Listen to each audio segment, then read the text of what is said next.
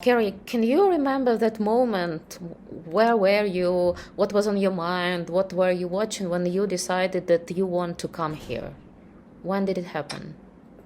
I think it was building up in January and February, watching the Russian buildup and feeling the inevitability of Putin's war in Ukraine, and feeling frustrated and feeling the international community wasn't doing enough to stop him, and just kind of soul searching, trying to figure out what could I do as an individual to offer some kind of help. And when did you actually come after the invasion? I came after the invasion. I came around the second week of March.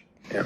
You know, many international celebrities who come here or who to raise money, who want to try to raise money, they have some like Ukrainian connection. Do you have any?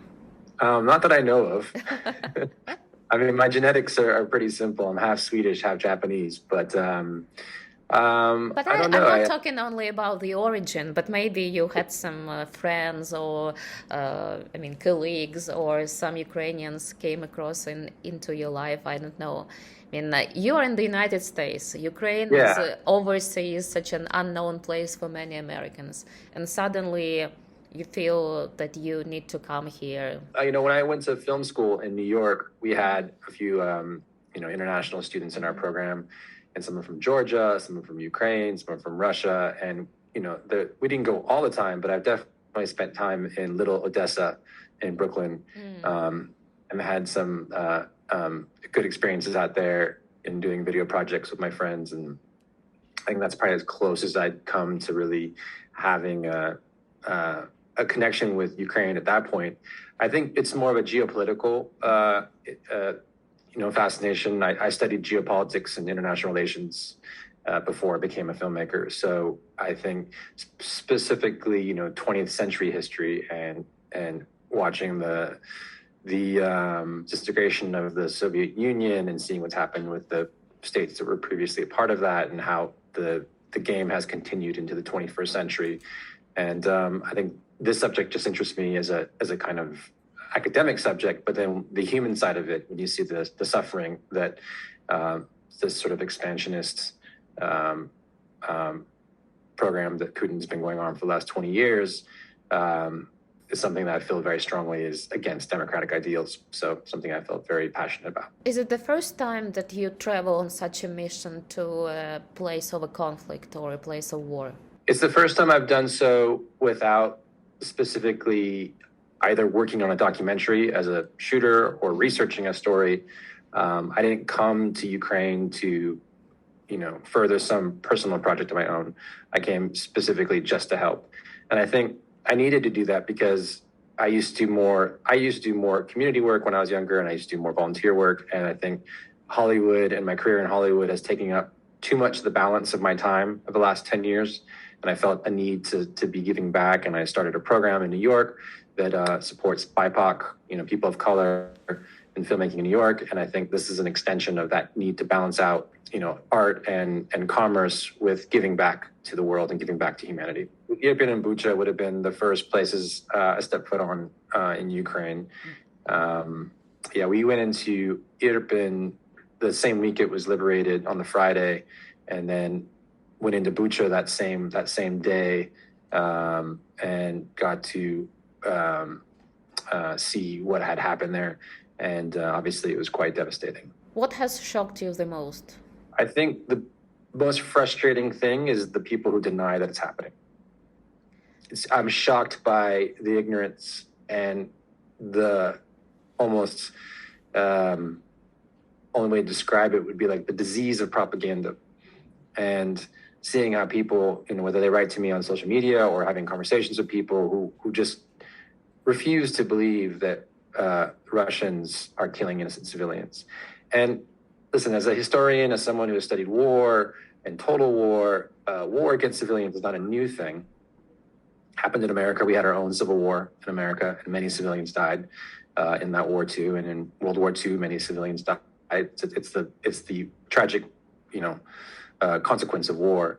But we're talking about a nation state invading another one and purposely targeting civilians. And you saw that in Irpin and Bucha. I see it every day in Kharkiv. And when people say it's Ukrainians firing on their own people, it just blows my mind. What is your recipe? How to battle this propaganda? Just by repeating all the evidences, or just by ignoring it? I mean, after you've seen what you've seen in Ukraine and see reaction from outside of Ukraine that you mentioned, what would be the recipe? I think it's difficult now, but the recipe is empathy. And I think that we have to recognize that even within Russia, there's voices of dissent that can't voice themselves at this time. There's a lot of fear. I have Russian friends in London who are afraid to say anything because their family's in Russia and they're afraid they won't be able to go back. And Putin has been successful at instilling that fear in many people.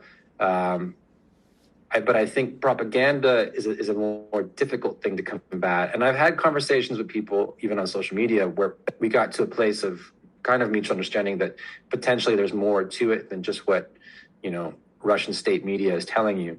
But I still think you have a massive part of the population that 100% believes the Kremlin rhetoric, and they're never going to forget it. You even have older generations within Ukraine who believe it because they grew up watching Russian television, and they still believe it. And there could be bombs dropping on their neighborhood, and they still think it could be Ukrainians bombing in their own neighborhood. And it's very hard to.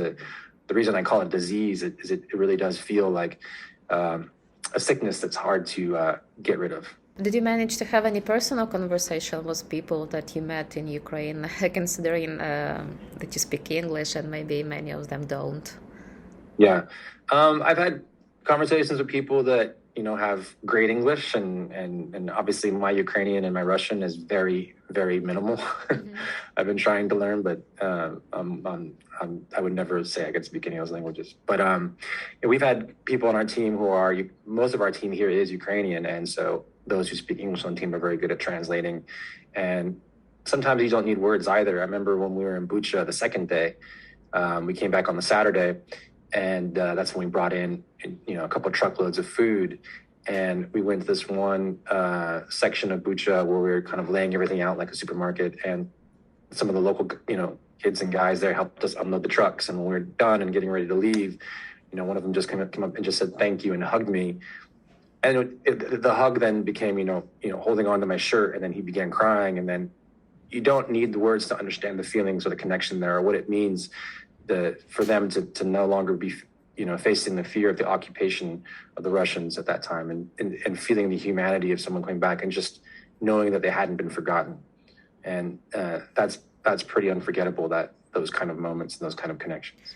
Actually, you said that you are here, first of all, as an individual, but since you are a filmmaker, are you getting some kind of inspiration, if I can use this word, as regards to war, for future filmmaking or for future projects after what you've seen in Ukraine? Maybe, but potentially those kind of things I'm trying to avoid, because I don't want there to be that kind of exchange from my experience here. Like, I don't want to be able to turn that into something when there's so many other Ukrainian filmmakers that should be telling the story.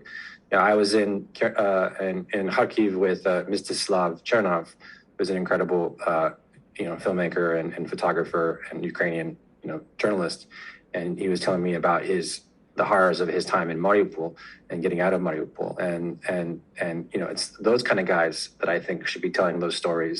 Ukrainians telling Ukrainian stories. Me as an outsider, yes, I could, but I think it changes the nature of why I'm here, and I don't want that kind of exchange. I just want to give here. I don't want to take. So you feel that if you make some stories from Ukraine, you can somehow commercialize your visit here and make it less, like you said, giving, less genuine. Yeah, exactly. What are the most frequent questions that you're getting from your American friends or relatives now? Most of them, the first thing is, why are you there? And I think it's when, like you said, things like bombs are going off and there's the potential for harm. It's hard for people to understand why you would head towards that. But it's just something that I felt I needed to do, and I don't know if I could really give you a clean, intellectual, rational reason why. And what was the thing in Ukraine that impressed you the most? first of all, coming from a country that's quite divided, I don't think America's ever been more divided than it is now.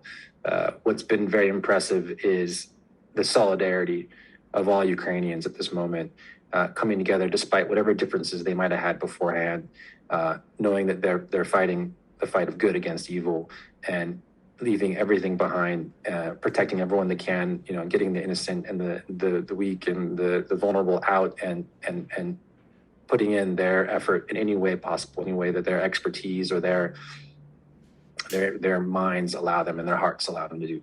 And that's pretty amazing to watch.